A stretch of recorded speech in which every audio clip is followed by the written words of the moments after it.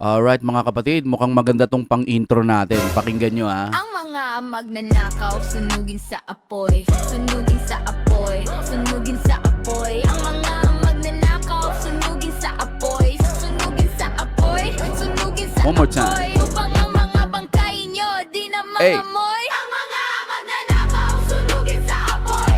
Sunugin sa apoy, sunugin sa apoy. Ang mga magnanakaw, sunugin sa apoy. Sunugin sa apoy, sunugin sa apoy. Upang ang mga bangkay nyo, di na maamoy.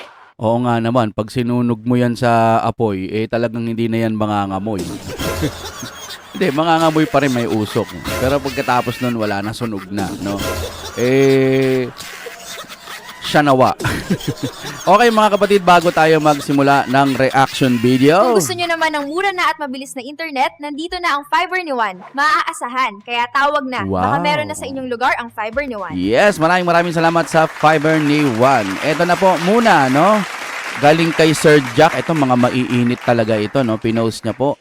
Wala nang atrasan kong Leandro Legarda Leviste. Laban lang. Hanggang dulo, nasa likod mo kami. Sabi ng ganun, mula pa noong Setyembre, sinasabihan na ako na gagawan ako ng mga kaso kung ilalabas ko ang Cabral Files. So, ibig sabihin, itong mga taga-kabila natatakot, no? Kung totoo ang sinasabi dito ni Leandro, talagang garapala na talaga yung mga taga-kabila. Di ba? Talagang ang sinusunod lang nila, yung nandoon yung mga makapangyarihan, pero yung taong bayan, nasasakripisyo. Sayang, ano, kung bakit ganitong nangyari sa bansa natin ngayon. Grabe. Ituloy ho natin, no? Wala akong nakuhang kahit piso mula sa gobyerno. Ang aking pera ay nagmula sa pribadong negosyo. Ang kumpanyang itinatag ko ay nakapagpatayo ng pinakamalaking kapasidad ng renewable energy sa bansa at nakapagdala ng pinakamalaking foreign investment sa Pilipinas. Okay naman pala noong 2025. Kaunti ang namumuhunan sa ating bansa ngayon dahil sa pananaw na ginigilipit ang mga negosyante. Ginigipit ang mga negosyante. Iginagalang ko ang mga kawani ng gobyerno at tutugon ako sa kanilang mga pahayag sa tamang forum. Paumanhin po sa mga natatamaan pero ang pinaglalaban ko lamang ay ang katotohanan. Lubos ang aking pasasalamat sa mga nananawagan para sa transparency sa paggamit ng pondo ng bayan. Ayan po mga kapatid, no? Lalaban to kasi biruin mo, gusto niyang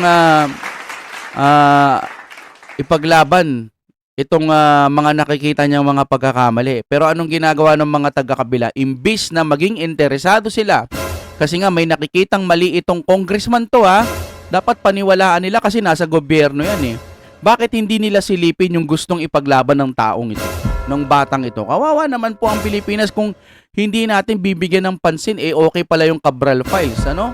Marami pala talagang mawiwindang dyan. Okay, nood na po tayo. Ito'y galing po sa ating Pinas News Insider. Kakapasok lang tapos ang lahat sa palasyo dito na nagkabaligtaran na. BP Sara lalong lumakas sa AFP Generals. Oy, alamin ho natin ang katotohanan kung trip nyo namin kasamang reaction video. Panoorin na ho natin ito ng sabay-sabay. Nasaan na? Okay, teka lang Ayun, nahanap din natin. Okay, i-play na ho natin ito. Ito ang balita ngayon. Trending at pinag-uusapan ngayon sa mundo ng social media. Ang di umano'y balitang sadyang tunay talaga na walang baho ang Ito, hindi bumaliktad. alingasaw at hindi natutulog ang katotohanan laban sa kasinungalingan ng gobyernong ngagwa ni Marcos Jr. Oh. Dahil habang na nagsalita na rin ang spokesperson ng Armed Forces of the Philippines na si retired Marine Major General Edgar Arivalo sa Retired. publiko. Pero bago ang lahat, kung bago ka Kasi itong mga retired, di ba, wala na sila dun sa, hindi na sila aktibo bilang official sa gobyerno. Tama po ba ang aking pagkakaintindi kapag retired ka na? No? Parang retired na sila tapos gusto lang nilang sumuporta siguro sa mga Duterte, ayaw na nila yung administrasyon ngayon. Parang ganyan, no? Ang gusto natin makita rin sana dito, yung mga aktibo talaga na hindi pa nagre-retired pero bibitaw na. Kaya nila yon? tuloy natin ha. pa lamang sa aming channel. Please huwag kalimutang mag-like, subscribe at i-click ang notification bell para mas maging updated ka palalo sa lahat pa ng bagong video na i-upload namin. At eto na nga mga kababayan, hindi naman nakapagpigil pa at matapang na nagsalita na rin ang dating spokesperson ng Armed Forces of the Philippines na si retired Marine Major General Edgar Arivalo sa publiko. At ayon pa sa kanya, dapat maging handa at bukal sa loob ni Pangulong Marcos na ialay ang ultimate sacrifice. Ito ang matapang at mabigat na pahayag na bumungat sa pinakabagong kolom ni retired Marine Major General Edgar Arivalo, dating tagapagsalita ng Armed Forces of the Philippines sa The Manila Times. Sa kanyang salaysay na The Ultimate Sacrifice, hindi nagpaligoy-ligoy si Arivalo sa paglalatag ng kanyang konklusyon. Ang kasalukuyang krisis ng tiwala sa pamahalaan ay hindi marisolba ng retorika, press conference o mga komisyong walang pangil. Mga malalaking Oo nga, no? Wala kasing pangil. Kahit anong kembot-kembot nyo dyan sa Kongreso, sa Senado, sa ICI, wala naman nangyayari. Ano na ba? Ginugulo lang kasi ho ang investigasyon. Diba? Para sa akin na ginugulo lang. Ang pinakamaganda dyan, pinaka-the best, ibalik po si Marcoleta. Kasi halos ang bilis ng ng daloy ng investigasyon sana. isda, malaya pa rin. Pinuksan ni Arevalo ang kanyang kolom sa obserbasyong ika-4 na araw na ng 2026. Ngunit nananatiling malaya ang mga tinaguriang big fish sa likod ng malawakang flood control scandal. Habang ang karaniwang Pilipino ay umaasang may mananagot bago matapos ang nakaraang taon. Ang mga umano'y sangkot ay tila nagdiwang pa ng Pasko at Nako. bagong taon sa karangyaan. Isang O sabi niya, hindi na daw aabuti ng Pasko. O hindi magme-Merry Christmas. Pero anong nangyari? Kung totoo nga na yung mga magnanakaw na yon nakapag-Pasko, wow! Sa tingin nyo ba 500 lang ang Noche Buena ng mga yan?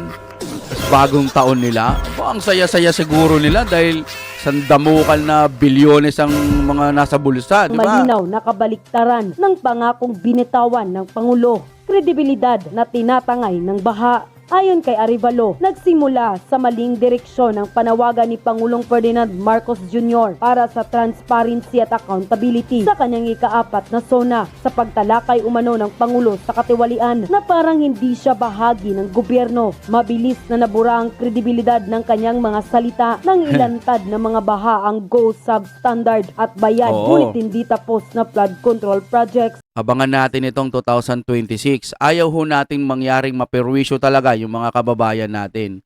Kaso, ang kalikasan na po ang gumagawa ng paraan para ingudngod sa inyong mga mata na meron pong korupsyon na nangyayari. 'Di ba? Pero yung mga kakampuet, ewan ko lang baka gumagawa na rin sila ng paraan. Parang may nabasa kasi ako na ayaw na rin ata nila kay BBM ulit. Huwag na kasi kayong maguluhan. Alam natin na kapag ka na-impeach yan si PBBM, kung sakasakali man na gumawa ng aksyon itong mga dilawan, si BP Sara ang mauupo. Ayaw din nila kay BP Sara. Kaya siguro naguguluhan sila. Sa iba't ibang panig ng bansa, mula soundbite patungong sa pangpolitikang sakuna. Ang inaasahang malakas na anti-corruption pitch sa SONA ayon kay Arevalo ay nauwi sa simula ng isang pangpolitikang krisis nang mapilitang magsagawa ng mga site inspection ng Pangulo kasama ang media. Doon naging malinaw ang lawak ng problemang matagal umanong naitago. Sa halip na magbunga ng malinaw na pananagutan, naging mitsa ito ng mas malawak na galit at pagdududa ng publiko. Biruin nyo. Sinabi niya, 5,500 flood control. Tapos pinilit niya pa, meron naman daw talaga, may nabaggalang daw ng barko, ganun. Pinilit niya yun, pero bandang huli, sinabi niya, wala naman ditong flood control eh. Kahit hollow blocks, madaling madurog. Sabi niya ng ganun, Kengkoy talaga no? Yun lang mga kapatid, no? Inisip ko nga, sige, sinabi niya, halimbawa, in-announce niya, 5,500 flood control. Paano kung nagkataon na hindi umulan? 'Di ba? Walang bagyong dumaan, walang tag-ulan na nangyari. Dito ang tuwa yung mga kababayan natin sa kasinungalingan na may 5,500 flood control. Sabihin na natin hindi sinungaling, oo. Pero yung 5,500 control, meron pala doon mga ghost project na isang damukal din ang dami. Halimbawa nga hindi umulan, di wala. Hindi natin nakita ngayon yung mga pangit na nangyari. Maniwala kayo sa Diyos. Pinapakita na nga may flood control. Oo, pero ghost. Ghost project nga Di ba? Wak-wak yung mga ghost project Kitang-kita na pero may nakulong? Imposible ho kasing walang malaking isda dito. Imposible pong mga ghost project na yan, kakayanin lang ng mga kontraktor. Meron pong malalaking tao sa likod niyan. Imposible gagawa bilyones ang mga nanakaw or mga maliliit lang ang magnanakaw niyan. Hindi. Sa tingin ko yung mga nagbibigay ng budget pwede pa, di ba? O, tuloy tayo. Sino yung mga yon? Yun yung mga siguro na ayaw sa mga Cabral files. Bakit ayaw nyo yun? Tuloy tayo. Isang komisyong walang ngipin. Binatikos din ni Arevalo ang pagbuo ng Independent Commission for Infrastructure ICI na ay mabilis na naging toothless tiger. Wala itong sapat na Toothless. kapangyarihan, pondo at mga kasapi upang tunay na makapag-imbestiga at makapagpanagot para sa kanya. Malinaw na nilikha ito upang pakalmahin ng publiko, hindi upang maghati. Wala nga ito nga, ulitin ulit natin. Yung ICI na yan, sa totoo lang, kahit wala yan, wala naman talaga yan Para sa akin, walang kwenta. Kasi wala naman palang pangil. According to the video, di ba? Meron nga silang mga isang damukal din ng mga confidential fund na pwede palang gamitin yon para mag-program sila ng mga pagre-raid sa mga pag-iimbestigasyon din para po malaman kung sino yung mga magnanakaw sa gobyerno. Ang laking-laking budget yun pwede bang masilip? Hindi, kasi nga confidential. Pero pag kay BP Sara, kailangan silipin. Wala kasing vice president doon sa Cabral Files, kaya medyo boring sila. Sayang daw ang oras. Diba? Pero ang totoo, maraming pangalan doon sa Cabral Files. Ayaw ho nilang mabunyag-bunyag sila.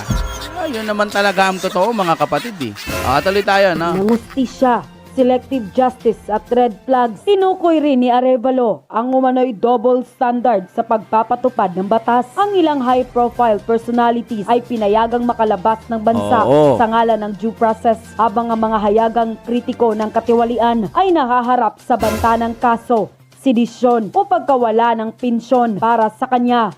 Ito ay malinaw na senyales ng selective justice. Bumababang tiwala ng bayan. Ibinahagi rin sa kolom ang Ito, hindi ba nakikita to ng mga taga-kabila?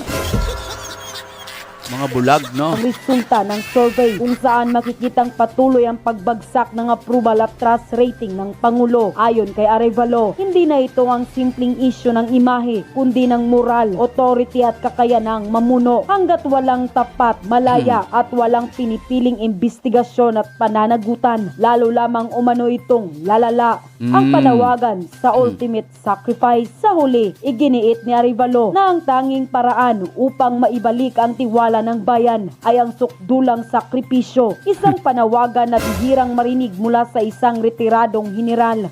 Hindi ba babayan?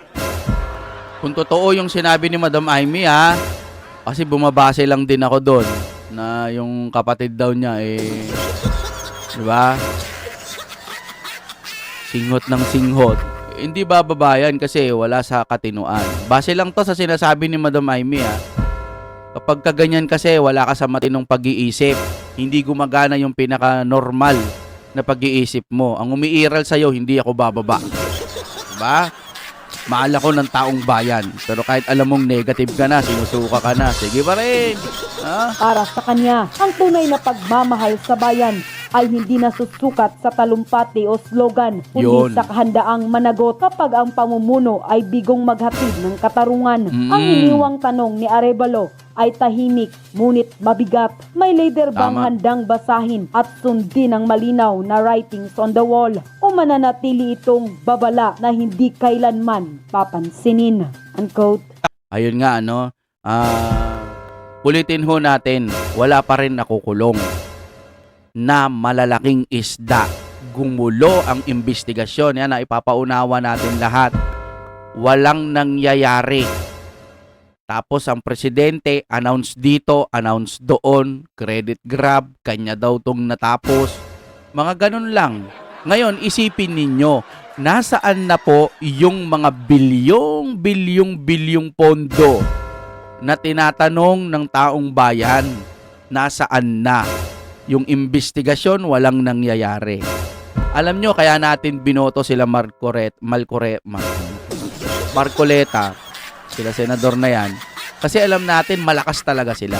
Pero wala rin palang magagawa kapag ang presidente kumilos. Gaya ng ginawa nila, nag-transition, malapit nang mahuli yung isdang malaki, ang problema, si Iskul Bukol na yung nakaupo bilang Senate President. So wala talaga. Ngayon, saan tayo magsusumbong? Wala, di ba? Yun lang sa akin. Ang mga magnanakaw, sunugin sa apoy. Sunugin sa apoy. Sunugin sa apoy. Ang mga